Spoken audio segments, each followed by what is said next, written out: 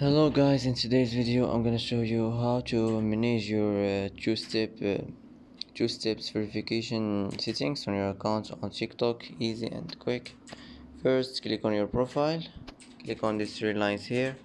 Now click settings and privacy, click security. Now as you see, you will find a two-step verification here.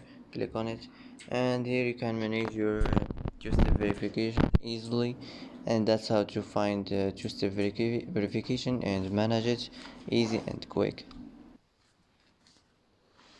And that's it for today's video. If you like this video, don't forget to like and don't forget to subscribe, and I hope this video is helpful for you.